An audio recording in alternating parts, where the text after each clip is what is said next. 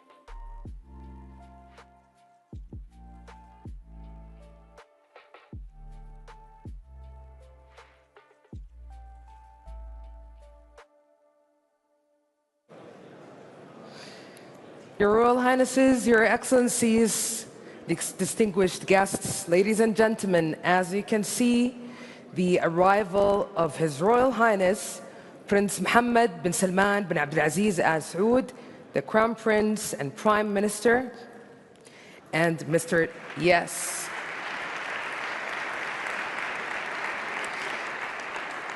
Alongside Mr. Donald J. Trump, the 45th and 47th President of the United States of America. They're actually beginning their tour in the Gallery of Memories. That's a curated exhibition that tells the story of nearly 8 decades of Saudi-American partnership. They're moving forward to the Gallery of Memories. The journey begins with a historic moment. As you can see, here at the center of the exhibition stands a historic disc, a significant piece gifted in 1950 to King Abdulaziz bin Abdurrahman Al Saud by US President Harry Truman. And the journey begins with a historic moment, the 1945 meeting between King Abdulaziz bin Abdurrahman Al Saud and the President Franklin Roosevelt, a defining encounter that laid the foundation for a lasting diplomatic relationships between the two nations, the Kingdom of Saudi Arabia and the United States of America. And there, the two leaders will walk through the Journey of Transformation Gallery, Saudi Vision 2030 Gallery, a forward-looking space that brings to life the kingdom's national transformation. Here in this area, it features scale models of some of the kingdom's most iconic future projects, including Prince Mohammed bin Salman Stadium, which will host the world as Saudi Arabia welcomes the FIFA World Cup in 2034. That's the iconic future project, Prince Mohammed bin Salman Stadium.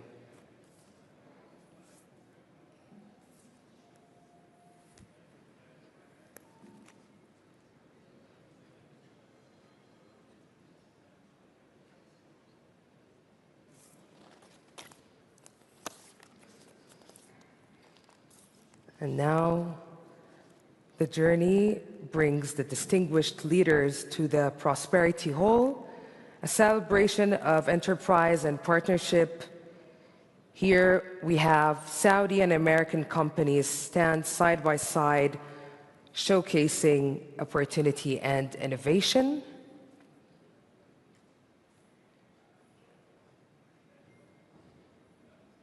This is prosperity redefined, ladies and gentlemen.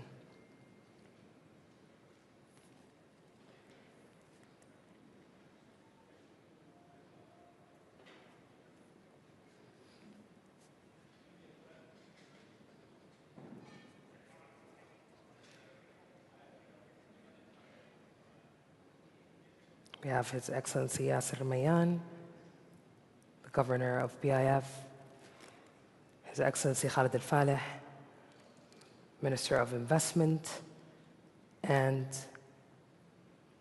Engineer Amin Al-Nasser, CEO of Aramco.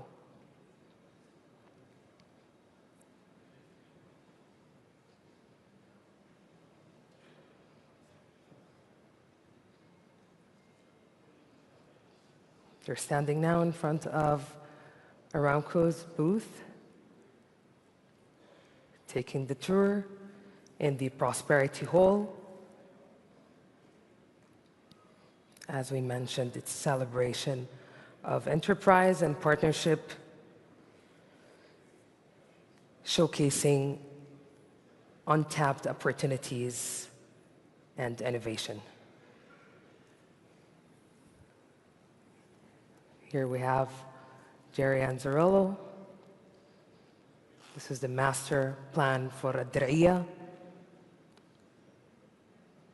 city of the land, birthplace of the Kingdom of Saudi Arabia.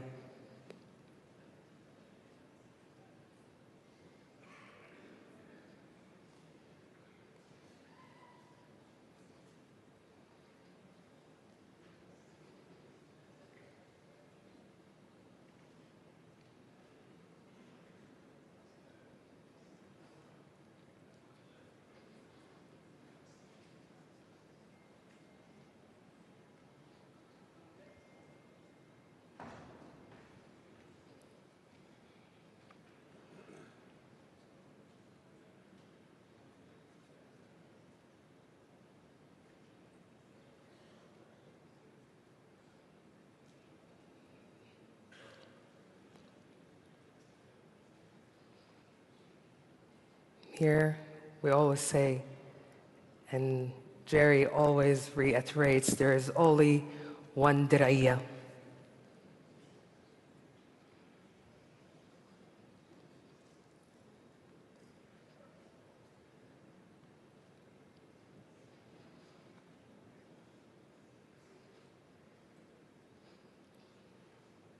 The leaders are continuing the tour in the Prosperity Hall,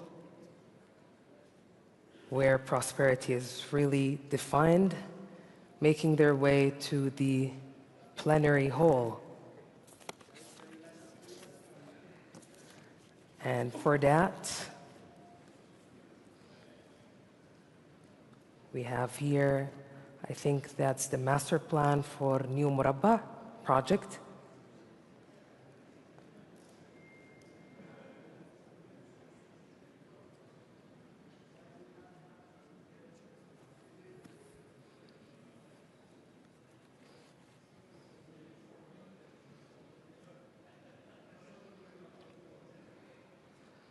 A project that's redefining urban design, planning, and development.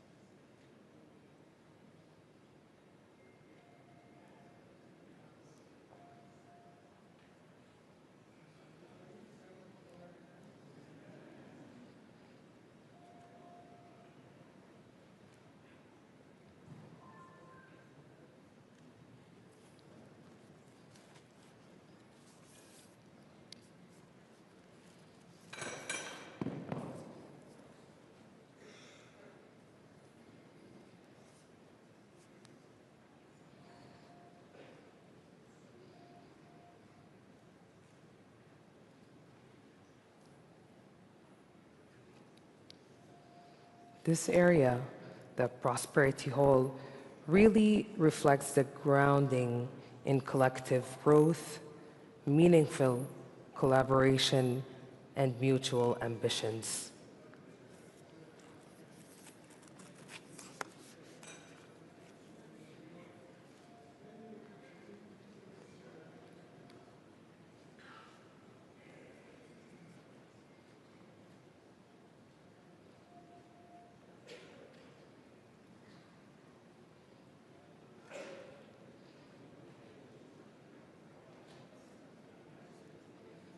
Now they're taking a look at the Red Sea Global. Here's the CEO, John Pagano, having a conversation with His Royal Highness Prince Mohammed bin Salman bin Abdulaziz, the Crown Prince and Prime Minister, and the 45th and 47th President of the United States of America, Mr. Donald J. Trump.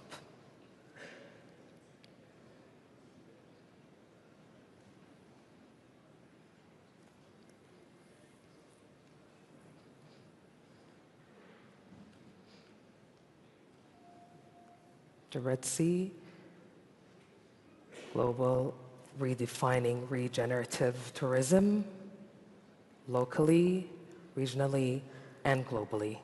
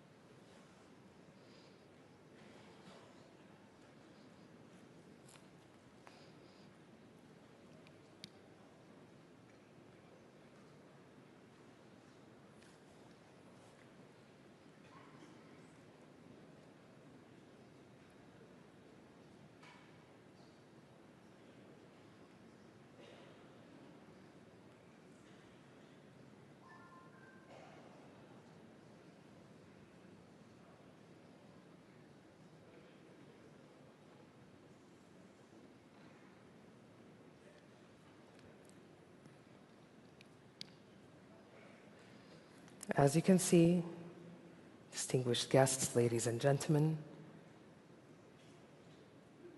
the distinguished leaders are making their way to the plenary hall here as I ask you, all distinguished guests,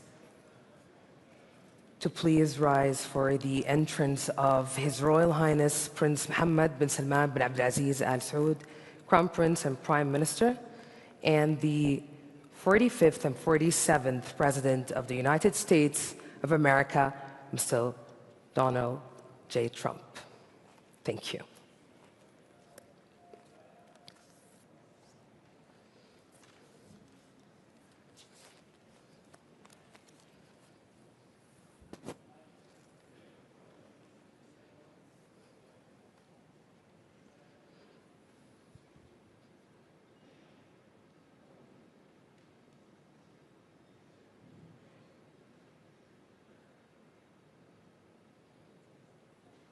Thank you all for your time and patience.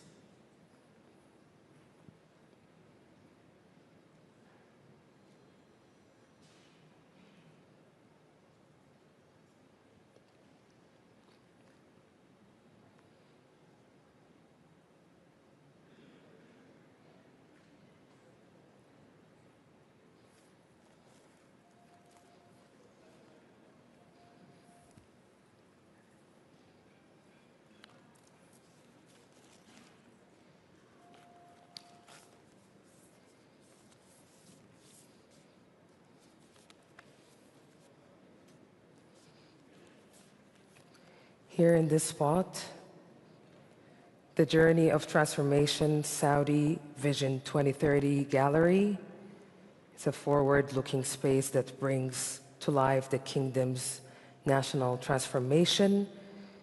Here we see a full scoop of Saudi Vision 2030, innovation at scale, economic diversification, flourishing tourism, and expansive opportunities to explore.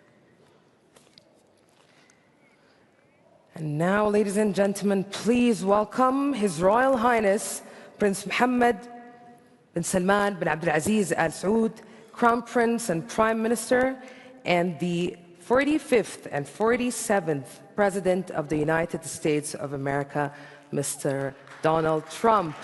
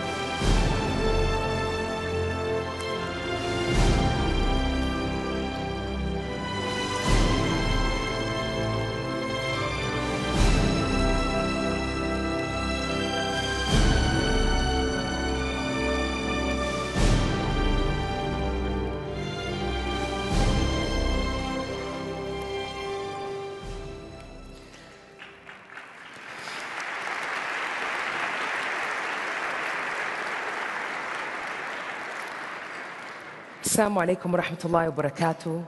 Your Royal Highness, Prince Mohammed bin Salman bin Abdulaziz Al Saud, Crown Prince and Prime Minister, and the 45th and 47th President of the United States of America, Mr. Donald Trump. Ladies and gentlemen, it's truly an honor to welcome you all to the Saudi-US Investment Forum here in the vibrant capital of Riyadh. I'm Mu'amad Dakhil, a Saudi journalist and TV presenter, and it's my great pleasure to be here with you today as we experience a living expression of one of the most influential bilateral relationships in the modern world, the strategic partnership between the Kingdom of Saudi Arabia and the United States of America. And today, here in this room, it manifests in a very tangible, dynamic form with 140 distinguished global speakers, 2,500 delegates in attendance with us today, 15 pivotal panel discussions, and focused dialogues across very critical sectors. And at the center of this momentum are the strategic economic partnership agreements.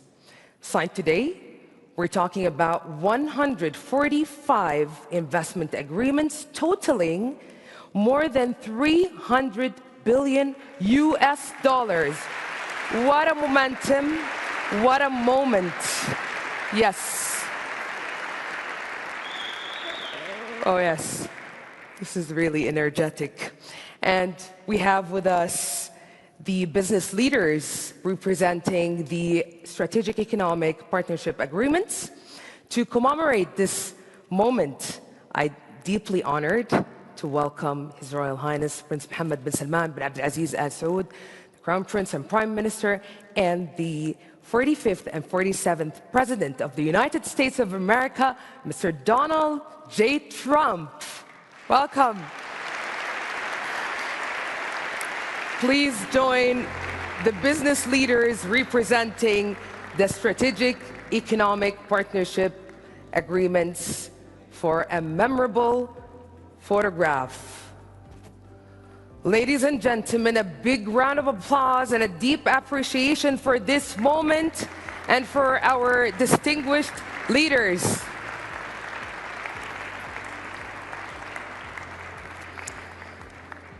We witness this moment that reflects the trust and determination shared by two nations to move forward together. As you can see, the leaders at the center of this frame shaping the next phase of prosperity for both nations, the Kingdom of Saudi Arabia and the United States of America.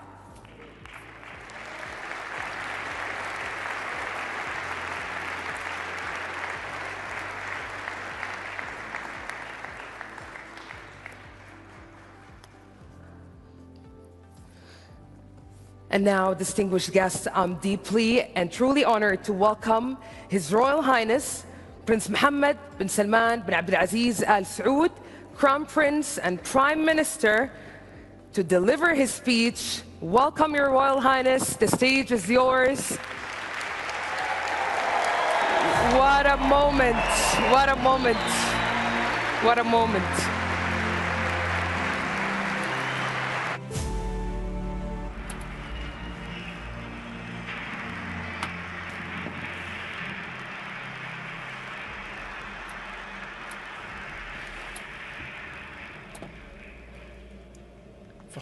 My dear friend President Trump, dear guests, Assalamu alaikum. Welcome to the Kingdom of Saudi Arabia at the Saudi-US Investment Forum. Our two friendly countries have deep economic relations that began 92 years ago, specifically in 1933 by signing an oil exploration concession agreement in the kingdom with Standard Oil of California. We meet today to deepen this strategic partnership in its various stages, from an economy based on natural resources to an economy built on diversifying sources of income, knowledge, and innovation. Joint investments were one of the most important pillars of our economic relationship. The Saudi economy is currently the largest economy in the region, the largest economic partner of the United States in the region, and one of the fastest growing economies in the G20. The strength of economic relations between the two countries was reflected on the growth of trade exchange, reaching $500 billion during 2013 to 24. Today, we are working in partnership opportunities with $600 billion, including agreements worth more than $300 billion that were announced in this forum. In the coming months, we will work on second phase to finalize the remaining agreements to raise them to $1 trillion. This growing partnership represents the extension of multiple cooperation in the military, security, economic, and technological fields in order to enhance mutual benefits, supporting job opportunities in the kingdom, contribute to localization of industries, grow local content, and develop our GDP. The United States of America is a major destination for the PIF accounting more than 40% of global investments, which reflects the confidence of the U.S. economy capabilities to innovate, especially in promising sectors such as technology and AI, which contributes to transfer of knowledge and exchange of expertise. Number of U.S. companies operating in the kingdom is 1,300 companies, representing approximately a quarter of the volume of foreign investments. These include 200 companies that have their regional headquarters in the kingdom. The kingdom's Vision 2030 was able to achieve most of its targets. It is bringing about an unprecedented economic transformation that aims to diversify the economy and empower the private sector to be the main driver of growth in the largest economy in the region. Non-oil exports have increased $82 billion in 24. Additionally, over 2.4 million male and female citizens were employed. The unemployment rate fell to its lowest historical levels with the multiplication of women's contribution to the labor market. In conclusion, Mr. President, I am confident that today we will continue to build with you based on the foundations of these close partnership between our two countries. What we signed today is part of a greater ambition that invests the opportunities for cooperation and exchange of benefits. Mr. President, our joint action is not limited to economic cooperation, but extends towards bringing about security, stability, peace in the region and the world. Once again, I welcome you in the Kingdom of Saudi Arabia. I look forward to listening to your remark, Mr. President.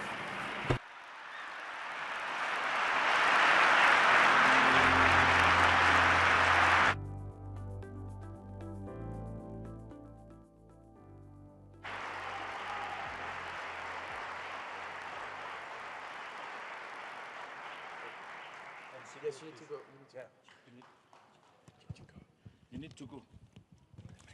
And I'm proud to be an American, where at least I know I'm free.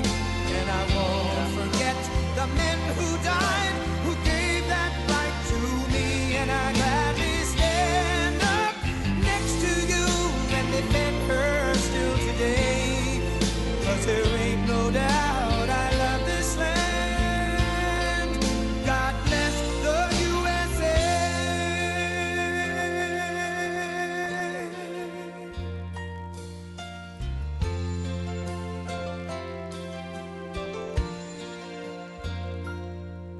From the lakes of Minnesota to the hills of Tennessee, across the plains of Texas, from sea to shining sea, from Detroit down to Houston and New York to LA, where there's pride in every American heart, and it's time we stand and say that I'm proud to be an American, where at least I know I'm free. And I won't forget the men who died, who gave that right to me. And I gladly stand up next to you and defend her still today. 'Cause there ain't no doubt I love this land. God bless the USA.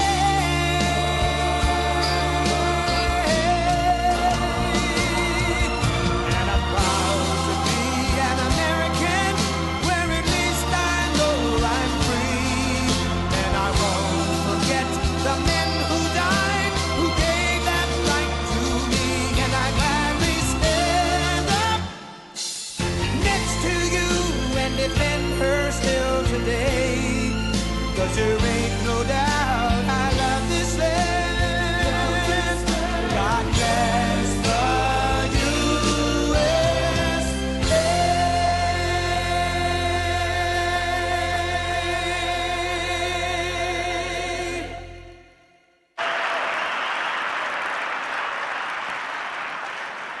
Well, thank you very much. It's an honor to be here. What a great place. What a great place, but more importantly, what great people. I want to thank His Royal Highness, the Crown Prince, for that incredible introduction. He's an incredible man. Known him a long time now. There's nobody like him. Thank you very much. Appreciate it very much, my friend. And it's a tremendous honor to return to this beautiful kingdom and be welcomed back with such extraordinary generosity and warmth. I've never forgotten the exceptional hospitality showed to us by King Solomon, who's just, we talk about a great man. That is a great man. That is a great man, a great family. And that visit took place exactly 8 years ago. The graciousness of the royal family and the Saudi people is really unsurpassed, no matter where you go.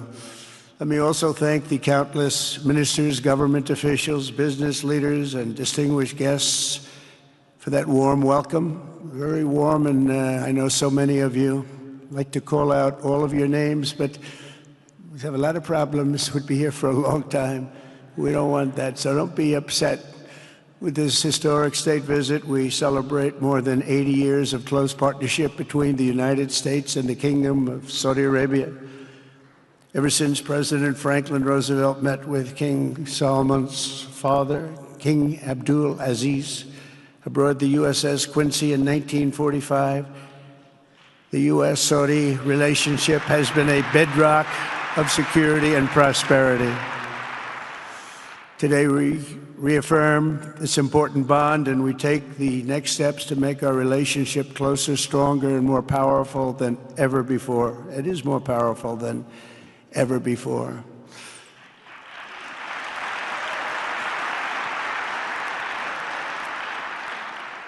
And by the way, it will remain that way.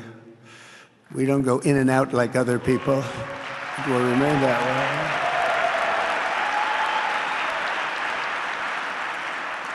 I've come this afternoon to talk about the bright future of the Middle East, but first let me begin by sharing the abundance of good news from a place called America. In less than 4 months, our new administration has achieved more than most other administrations accomplish in 4 years or even 8 years. We've actually done, for the most part, more. The day I took office, we inherited, thank you. Thank you. The day I took office, we inherited a colossal invasion on our southern border, an invasion like you'd never want to see here. Nobody should ever want to see it. But within weeks, we slashed illegal border crossings to an all-time low, down 99.999%. That's good, even for this great gentleman standing right in front of me. That's a good number. We had hundreds of thousands of people. They came in at the same time last year, and last month we had, in this massive border, 3 people that got in. That's quite a difference, and we have no choice but to get a lot of the people that came in because they were not the best people. They were, in many cases, very bad people. We're getting them out. We're getting them out very fast. We're bringing them back to where they came from.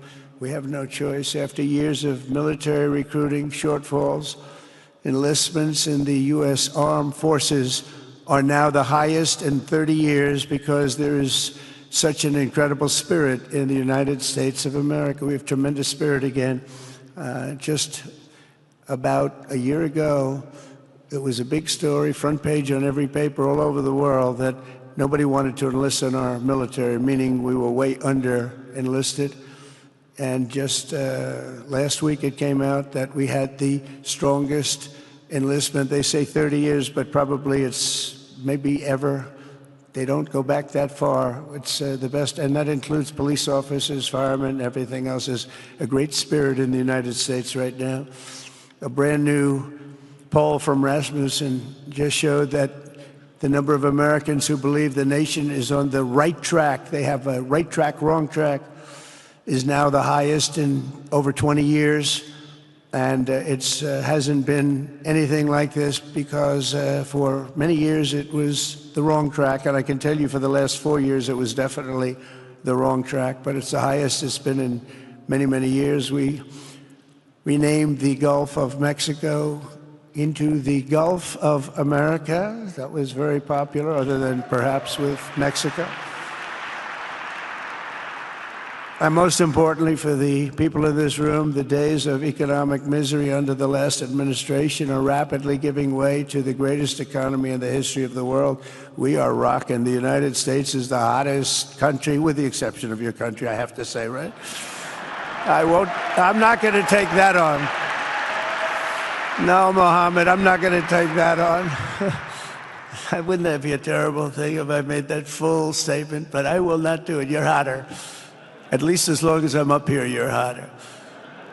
But groceries, gasoline, energy, and all other prices are down with no inflation. We have no inflation, and in a few short weeks, we've created 464,000 brand new jobs. Think of that. It's almost 500,000 jobs created just in a matter of weeks.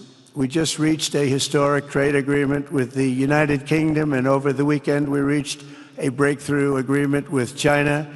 Both outstanding deals. China's agreed. We have to get it down. We have to get the little details down. And Scott, you're going to work on that very hard, but China's agreed to open up to the United States for trade and everything else.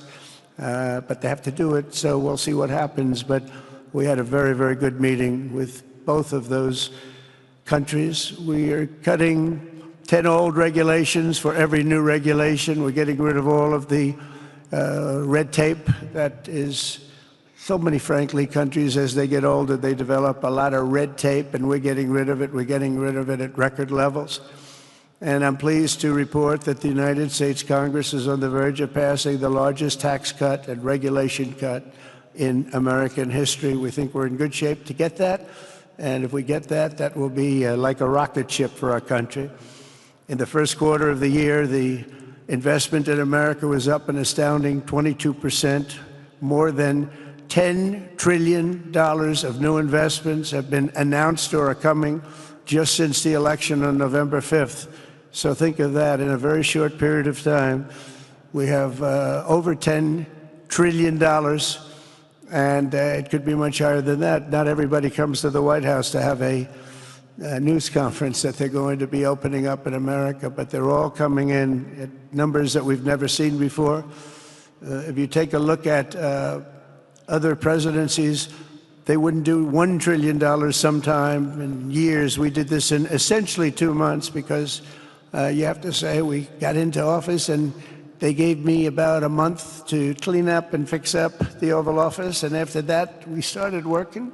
And the money is pouring in, the jobs are pouring in, the companies are pouring into our country like we've never seen before. There's never been anything like it. And we let other people tariff us into losing a lot of money and a lot of jobs, and now we're tariffing them.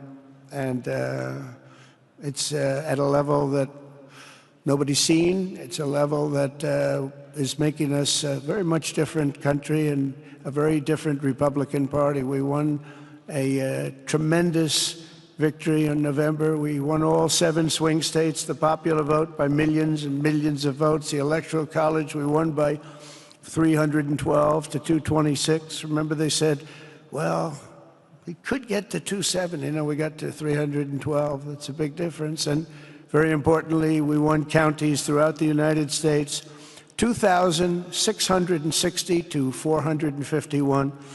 That's why when you look at a map, they're all red. The whole country is red. Red stands for Republican. From the moment on and from the moment we started, we've seen wealth that just poured and is pouring back into America. Apple is investing $500 billion. NVIDIA is investing, and I see my friend is here. Jensen, that's very good, wherever you may be. I thank you very much, because he's putting in $500 billion. TSMC is investing. Where is Jensen, by the way? Where is he? He's standing here. Where is he? I just saw that. Thank you very much, Jensen. I mean, Tim Cook isn't here, but you are. What a job you've done.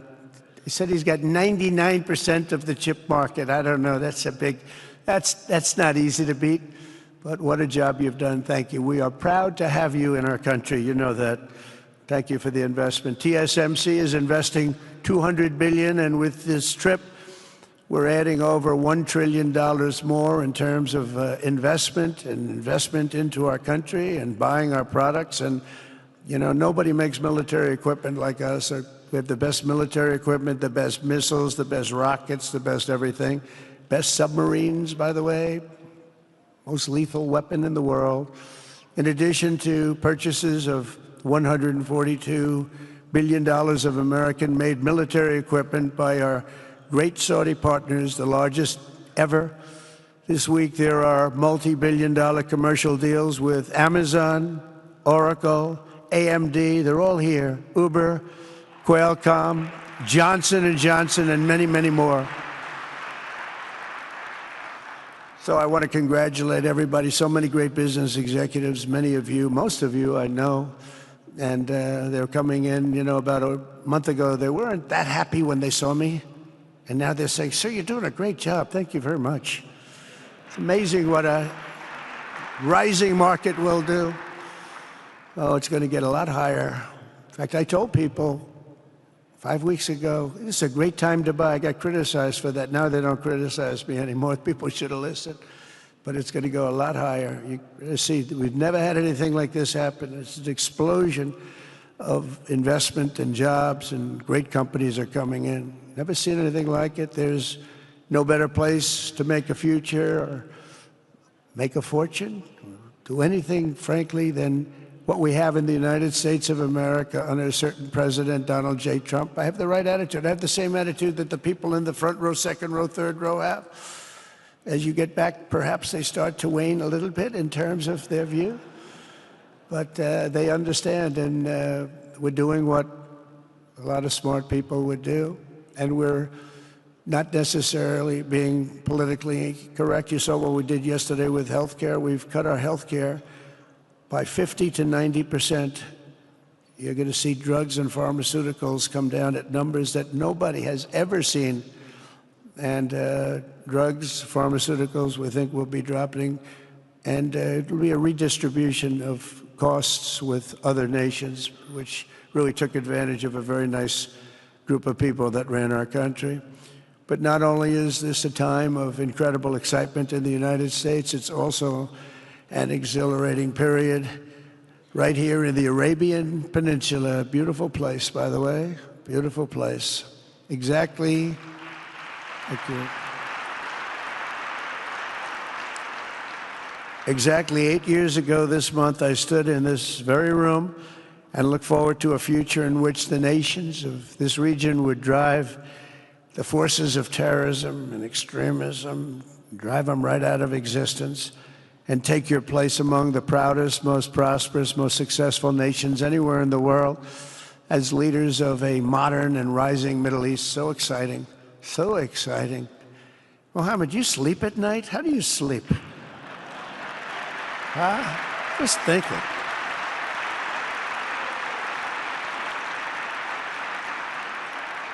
What a job. He tosses and turns like some of us. Tosses and turns all night. How do I make it even better all night? It's the ones that don't toss and turn. They're the ones that will never take you to the promised land, won't they? But you have done some job. True. But critics doubted that it was possible what you've done. But over the past 8 years, Saudi Arabia has proved the critics totally wrong. The transformation that has occurred even by these incredible business leaders. I mean, you had the biggest leaders in business anywhere in the world standing right before us. But the transformation that has occurred under the leadership of King Salman and Crown Prince Mohammed has been truly extraordinary. Such a thing has, I don't think, ever happened before. I've never seen anything at that scale happen before.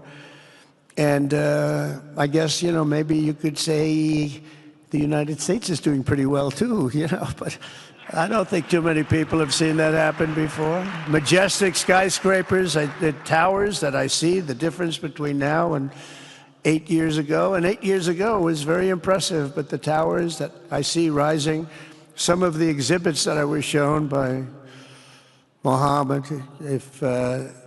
what I've seen there is just an amazing, it's amazing process, amazing genius of so many people, architecture, but I have a feeling I know where many of those ideas came from.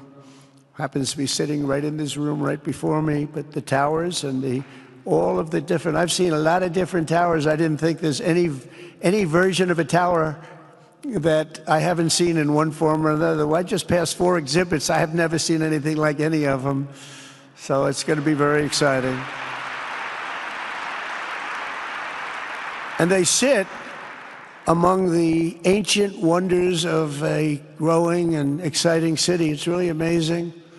Riyadh is becoming not just a seat of government, but a major business, cultural, and high-tech capital of the entire world. The World Cup is here. Johnny, just stand up, Johnny. Johnny, thank you, Johnny.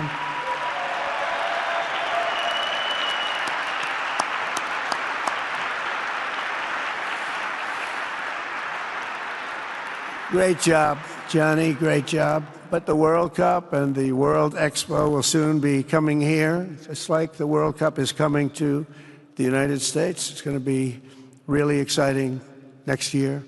The engines of Formula One racing now roar through the streets of Jeddah in a historic milestone. Other industries recently surpassed oil. Think of it, all of your other industries now have surpassed oil. I don't know if a lot of people will understand what that means. It's so big, to make up a majority of the Saudi economy for the very first time ever. So think of that. Other industries are now bigger even than oil, which is always going to be a big monster. It's a big one. But that's a great tribute to you and economic development properly used. In other cities throughout the peninsula, places like Dubai and Abu Dhabi, Doha, Muscat, the transformations have been unbelievably remarkable. Before our eyes, a new generation of leaders is transcending the ancient conflicts of tired divisions of the past and forging a future where the Middle East is defined by commerce, not chaos, where it exports technology, not terrorism, and where people of different nations, religions, and creeds are building cities together, not bombing each other out of existence. We don't want that.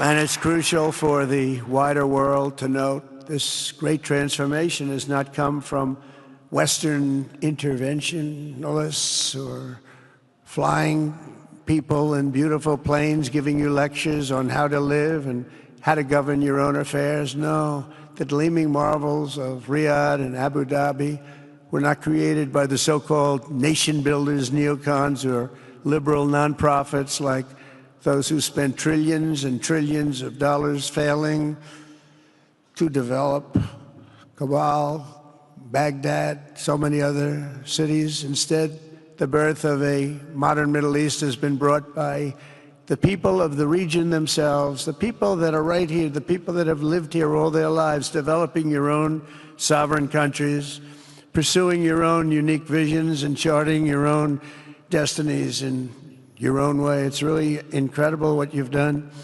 In the end, the so-called nation builders wrecked far more nations than they built, and the interventionists were intervening in complex societies that they did not even understand themselves. They told you how to do it, but they had no idea how to do it themselves. Peace, prosperity, and progress ultimately came not from a radical rejection of your heritage, but rather from embracing your national traditions and embracing that same heritage that you love so dearly.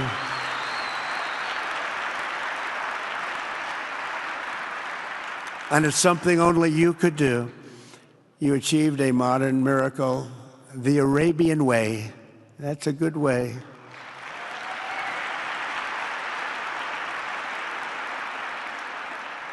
Today, the Gulf nations have shown this entire region a path towards safe and orderly societies with improving quality of life, flourishing economic growth, expanding personal freedoms, and increasing responsibilities on the world stage.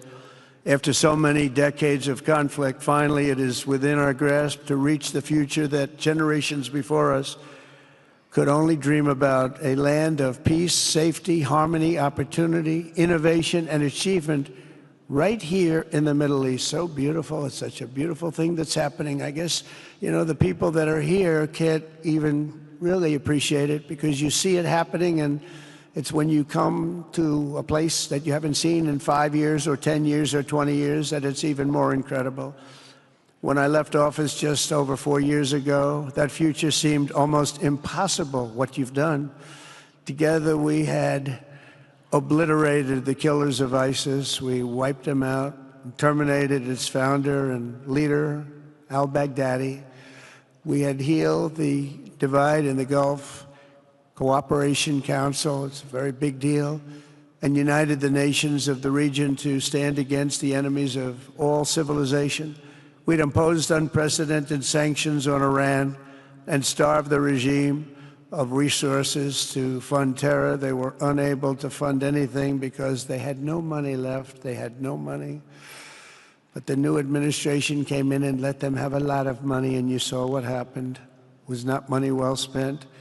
And with the historic Abraham Accords that we're so proud of, all the momentum was aimed at peace, and it aimed very successfully. It's been an amazing thing, the Abraham Accords, and it's my fervent hope, wish, and even my dream that Saudi Arabia, a place I have such respect for, especially over the last fairly short period of time, what you've been able to do, but we'll soon be joining the Abraham Accords. I think it'll be a tremendous tribute to your country, and it will be something that's really going to be very important for the future of the Middle East.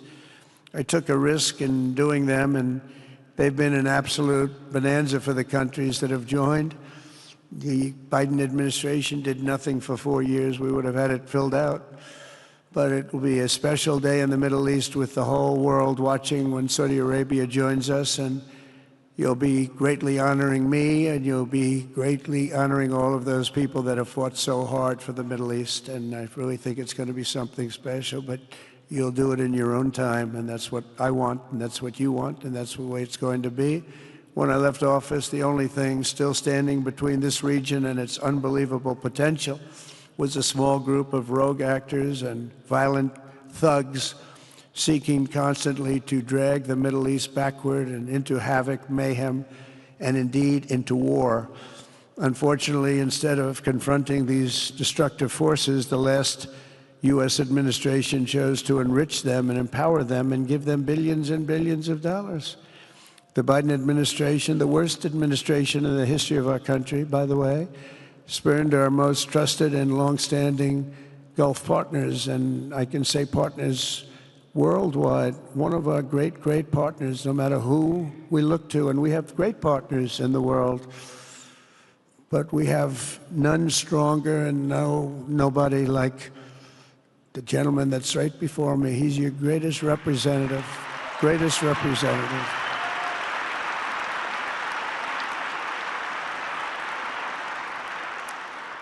And if I didn't like him, I'd get out of here so fast.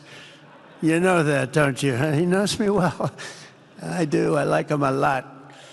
I like him too much. That's why we give so much, you know? Too much. I like you too much. Great guy. They lifted sanctions on Iran in exchange for getting nothing, and sent the regime tens of billions of dollars to fund terror and death all over the world. And they laughed at him. They laughed at our leader. And they're still laughing at our leader. They thought him a fool. And they made nothing but trouble ever since, including the funding of October 7th, one of the worst days ever in the history of the Middle East. Horrible day. Biden removed the Houthis from the list of foreign terrorist organizations, even while missiles and drones were being launched right here at your beautiful city of Riyadh, and launched at ships if they happened to be sailing in the wrong location. The Biden administration's extreme weakness and gross incompetence derailed progress toward peace, destabilized the region, and put at risk everything we had worked so hard to build together. And when you think of the great achievements that you've made, to do it in light of a pretty hostile administration, an administration that was not a believer, it makes your achievements even greater.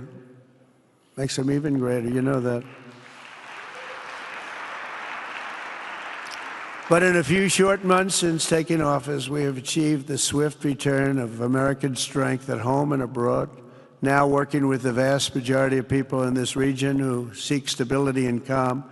Our task is to unify against the few agents of chaos and terror that are left and that are holding hostage the dreams of millions and millions of great people. The biggest and most destructive of these forces is the regime in Iran, which has caused unthinkable suffering in Syria, Lebanon, Gaza, Iraq, Yemen, and beyond. There could be no sharper contrast with the path you have pursued on the Arabian Peninsula than the disaster unfolding right across in the Gulf of Iran. Think of that. They wanted to name it that. I said, they're not going to let them do that. Do you mind if I stop that? I stopped it. We're not going to let that happen.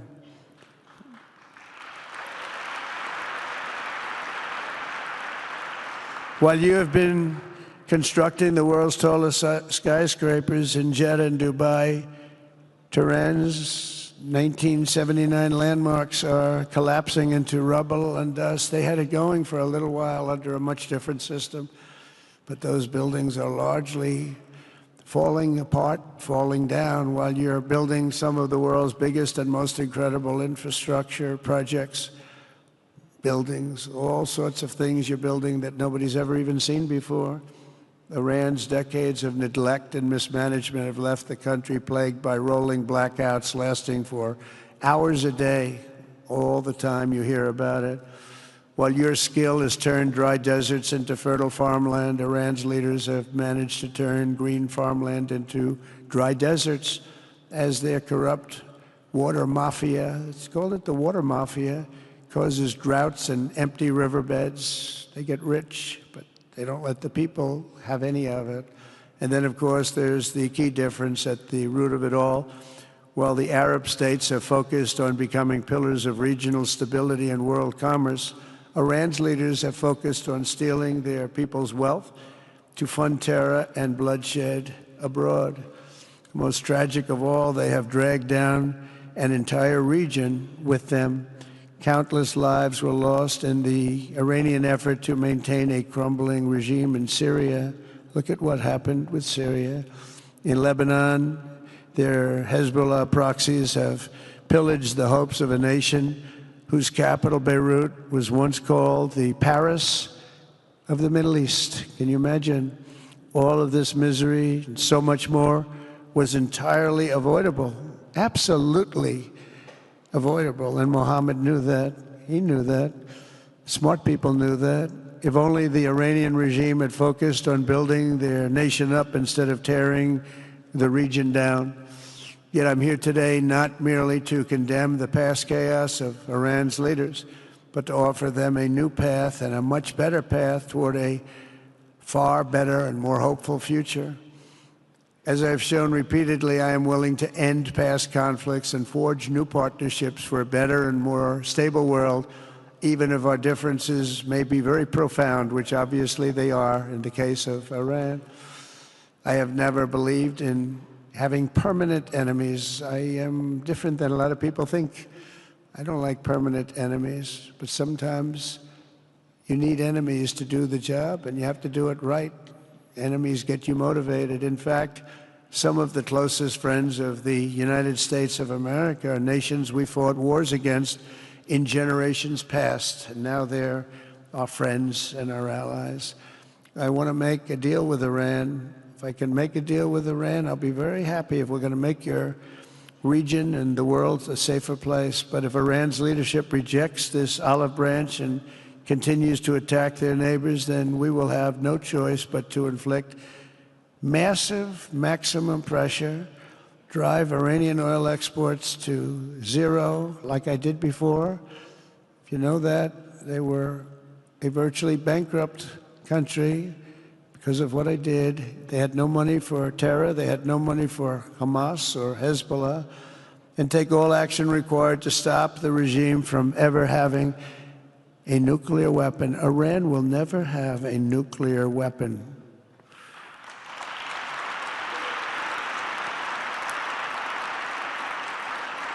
But with that said, Iran can have a much brighter future, but will never allow America and its allies to be threatened with terrorism or nuclear attack.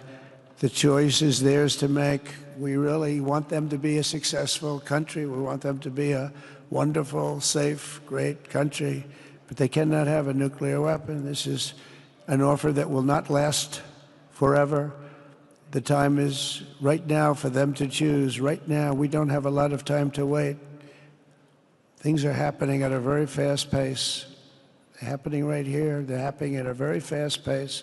So they have to make their move right now, one way or the other. Make your move. As I said in my inaugural address, my greatest hope is to be a peacemaker and to be a unifier. I don't like war. We have the greatest military, by the way, in the history of the world. You know, I rebuilt our military in my first 4 years and rebuilt it into the most powerful military there is. And you saw that when I knocked out ISIS in 3 weeks. People said it would take 4 years, 5 years. I did it. We did it in 3 weeks. Just days ago, my administration successfully brokered a historic ceasefire to stop the escalating violence between India and Pakistan. And I used trade to a large extent to do it. I said, fellas, come on, let's make a deal. Let's do some trading. Let's not trade nuclear missiles. Let's trade the things that you make so beautifully. And they both have very powerful leaders, very strong leaders, good leaders, smart leaders. And it all stopped. Hopefully it'll remain that way, but it all stopped. I was very proud of Marco Rubio and all of the people that worked so hard. Marco, stand up. What a great job you did on that. Thank you, J.D. Vance, Marco. The whole group worked with you, but it was a great job. And I think they're actually getting along. Maybe we can even get them together a little bit, Marco, where they go out and have a nice dinner together. Wouldn't that be nice? But we've come a long way, and it could be, you know, millions of people could have died from that conflict that started off small and was getting bigger and bigger and bigger by the day. I've also been working relentlessly to end the terrible bloodshed between Russia and Ukraine, and very importantly, talks are being held in Turkey later this week, probably on Thursday, and they could produce some pretty good results. Our people are going to be going there. Marco's going to be going there. Others are going to be going, and we'll see if we can get it done. 5,000 people, young people for the most part, soldiers from Ukraine, soldiers from Russia. They're not from here and they're not from the United States, but they're souls. They're souls. I think usually, mostly, they're young, beautiful souls that left their parents waving goodbye, left their brothers and sisters. Goodbye, I'll see you soon. And they got blown to pieces. 5,000 on average a week are dying. And people are dying elsewhere in the region, but tremendous numbers like we haven't seen since World War II are dying, and I want to stop it. I want to stop it. It's a horrible war. Would have never happened if I were president. That's a war that would have never happened. October 7th would have never happened if I were president, because Iran had no money to pay Hamas or anybody else. They had no money. They were not looking to take care of them. They had to take care of themselves. They had no money. We stopped their oil effectively with the embargoes and sanctions. But let me take this opportunity to thank the Kingdom of Saudi Arabia for the constructive role that you've played in facilitating the Ukraine talks. And it really is, you've been amazing. You've made everything available to us. Thank you very much. Thank you.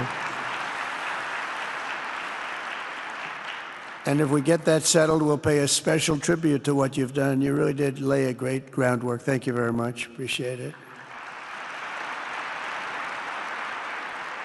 The West should not be dragging itself backward into another endless war in Europe, yet another endless war.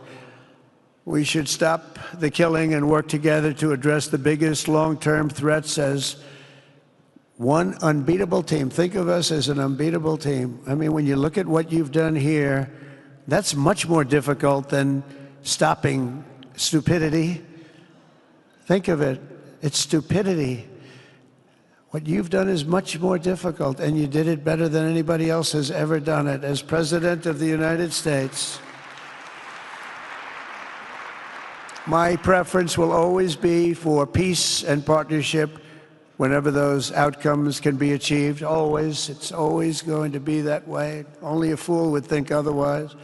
In recent years, far too many American presidents have been afflicted with the notion that it's our job to look into the souls of foreign leaders and use U.S. policy to dispense justice for their sins. They loved using our very powerful military, and now it's really the most powerful it's ever been. We just are getting a budget approved, $1 trillion, highest budget we've ever had in history for military, $1 trillion. And we're getting the greatest missiles, the greatest weapons. And, you know, I hate to do it, but you have to do it because we believe in peace through strength. You have to have the strength, otherwise bad things could happen. But hopefully we'll never have to use any of those weapons. Seems to be an awfully big waste of money if you're never going to use them, but hopefully we'll never have to use them because the destructive power of some of those weapons are like nobody's seen before. I believe it is God's job to sit in judgment, my job to defend America, and to promote the fundamental interest of stability, prosperity, and peace. That's what I really want to do. I will never hesitate to wield American power if it's necessary to defend the United States or to help defend our allies.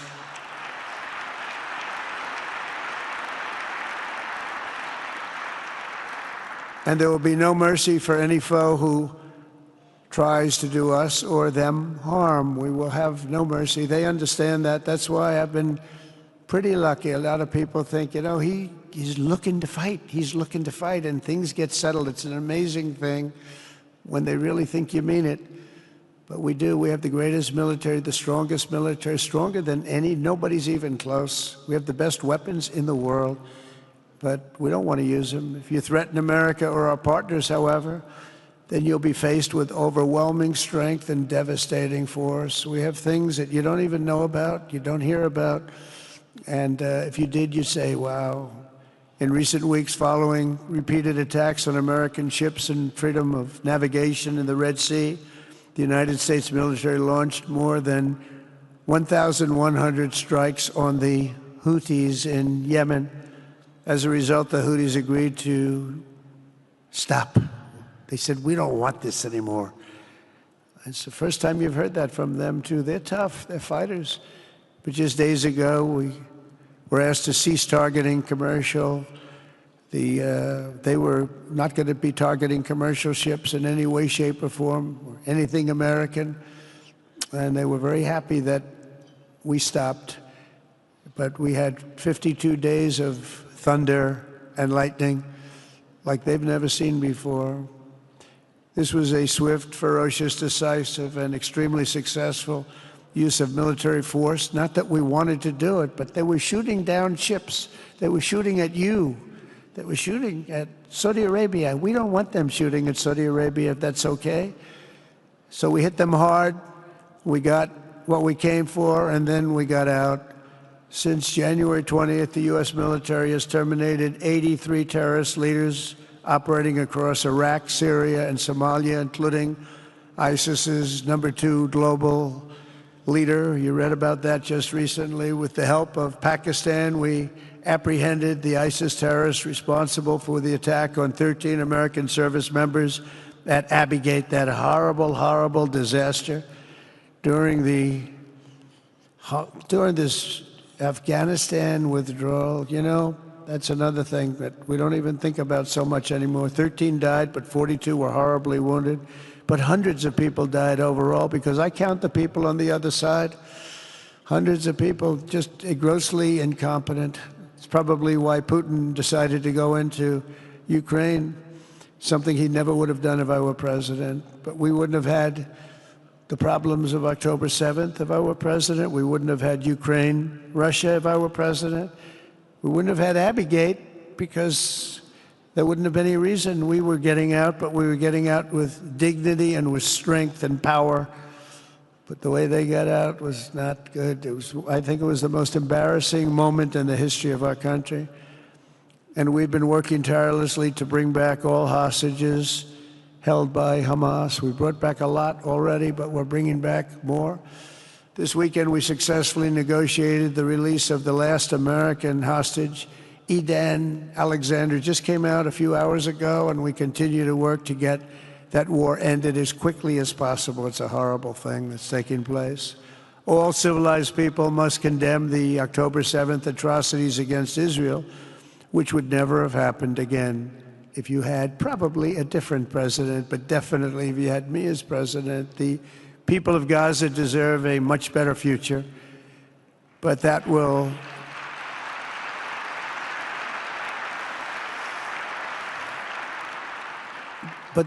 or can not occur as long as their leaders choose to kidnap, torture, and target innocent men, women, and children for political ends. The way those people are treated in Gaza, there's not a place in the world where people are treated so badly. It's horrible.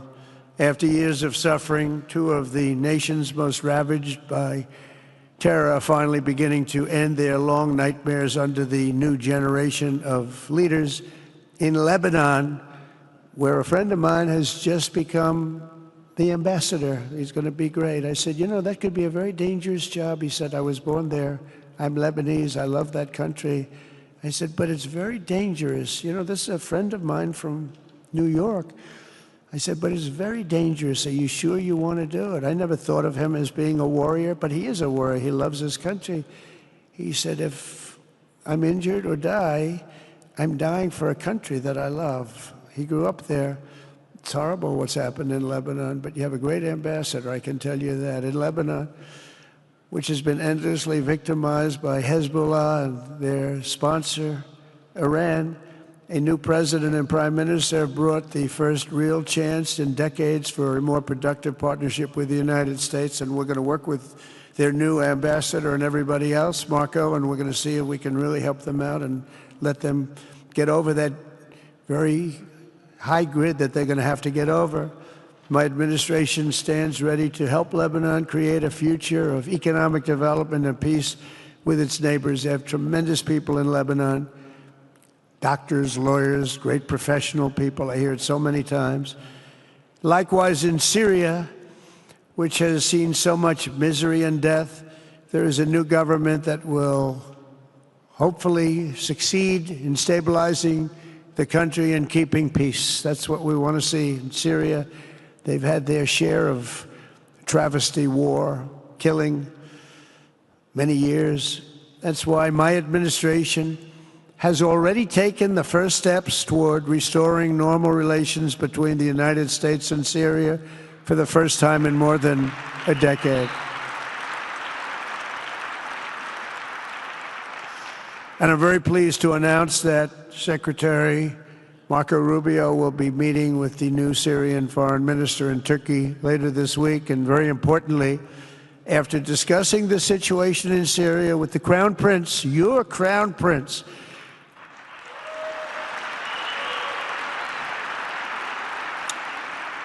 and also with President Erdogan of Turkey, who called me the other day and asked for a very similar thing, among others, and friends of mine, people that I have a lot of respect for in the Middle East, I will be ordering the cessation of sanctions against Syria in order to give them a chance at greatness.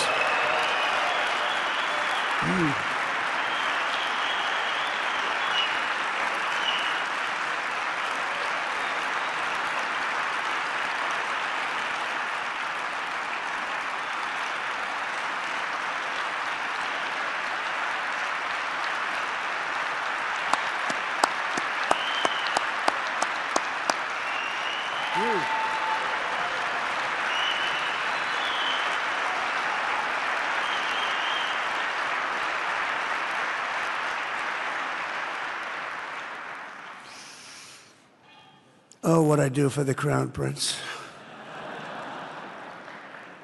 The sanctions were brutal and crippling and served as an important, really an important function, nevertheless, at the time. But now it's their time to shine. It's their time to shine. We're taking them all off, and They're going to have, I think they're going to have, based on the people and the spirit and everything else that I'm hearing about. So I say good luck, Syria. Show us something very special like they've done, frankly, in Saudi Arabia. Okay, they're going to show us something special. Very good people. Everywhere we can, my administration is pursuing peaceful engagement, offering a strong and steady hand of friendship to all that will take it in good faith. Together, we have made unprecedented strides and tremendous progress, and we're still just at the dawn of the bright new day that awaits for the people of the Middle East, the great, great people of the Middle East. If the responsible nations of this region seize this moment, put aside your differences and focus on the interests that unite you, then all of humanity will soon be amazed at what they will see right here in this geographic center of the world. It really is. It's like a center of the world and the spiritual heart of its greatest faiths. For the first time in 1,000 years, the world will look at this region not as a place of turmoil and strife and war and death, but as a land of opportunity and hope, just like you've done right here, a cultural and commercial crossroads of the planet. Security and stability will lift millions into lives of safety and success, and the nations of this region will be free to realize your highest destinies, honor your proud histories, harness amazing new opportunities, and bring incredible glory to Almighty God. People will come from all over the globe to be inspired by the cities you build, the businesses you create, the technologies you invent, and the beauty, talent, and potential you unleash right in the hearts of your citizens. Each of you will be able to take tremendous pride in the legacy you will leave to your children, because you will have given them the ultimate blessings of prosperity and peace. So important.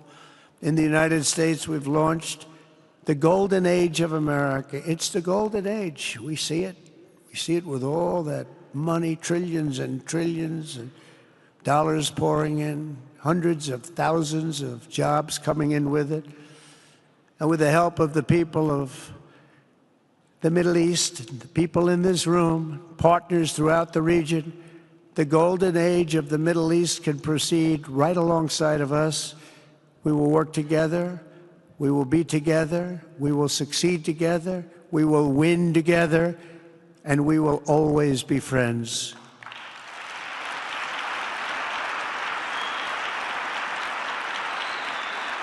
Thank you.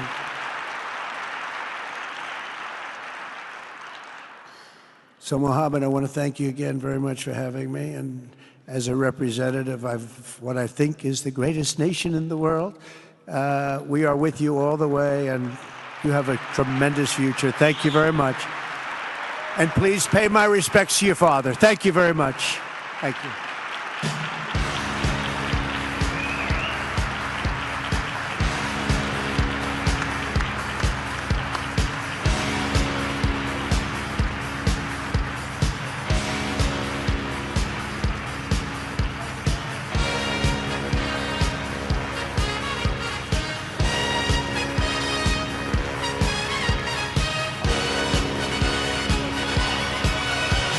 Young man, there's no need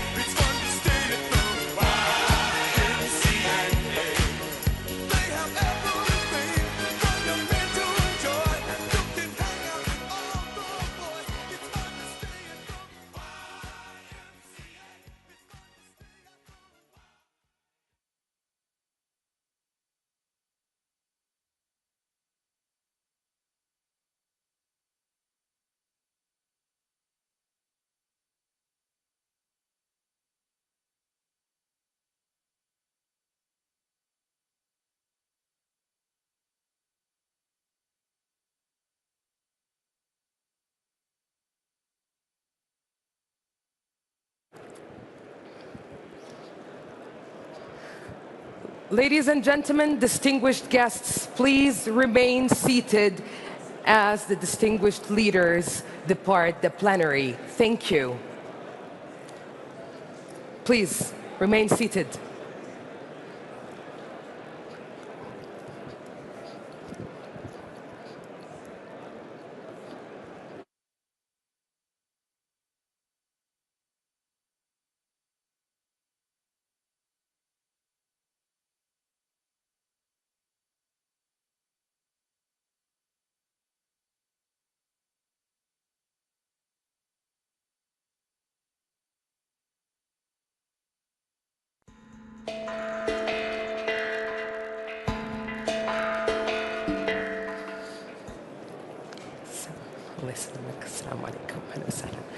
Ladies and gentlemen, please remain seated as the distinguished leaders depart the plenary. And afterwards, we're going to come back with a segment to recognize our gold and platinum partners. Thank you. Would appreciate your time and patience.